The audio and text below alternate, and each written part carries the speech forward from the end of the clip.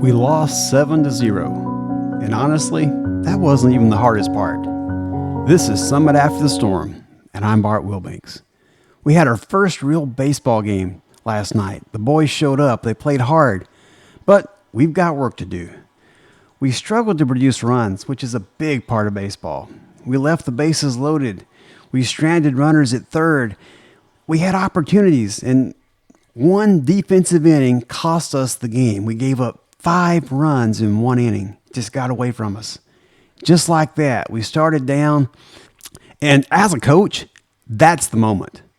Not when things are going well, but right there, after the loss. Because this is life in the valley. Not the wins, not the highlights. The valley is where you see the truth. When the scoreboard tells you something you can't ignore. But here's what mattered most to me. I'm proud of those boys. They played hard. Even when the score didn't reflect it. Late in the game, it's pouring rain. They picked off a runner at first. Still locked in, still competing, not focusing on the scoreboard. And not a single one of those boys quit. Not when they were down, not when it got tough, and certainly not when the scoreboard was completely against them. Here's the principle. Character shows up when the outcome doesn't. Anybody can stay engaged when they're winning, but when you're down, when it's not going your way, that's when you find out who you are. And here's the other truth. Effort wasn't the issue. Both pitchers did a great job. Not many walks at all, and that matters. But effort alone doesn't produce results. Execution does. And defense really cost us this game. Colossians 3 verses 23 says, "Whatever you do, work at it with your heart as working for the Lord, not for human masters." That's the effort. But effort is the foundation, not the finish line.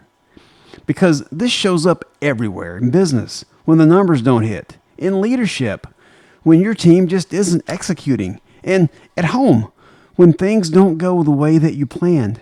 You got a choice. Do you focus only on the outcome, or do you build the kind of people who keep showing up regardless of the outcome? On Kilimanjaro, there were stretches where progress felt slow to non-existent, where it didn't look like we're gaining any ground. But you don't stop the climb because one stretch is hard. You adjust, you learn, you keep moving. Poli.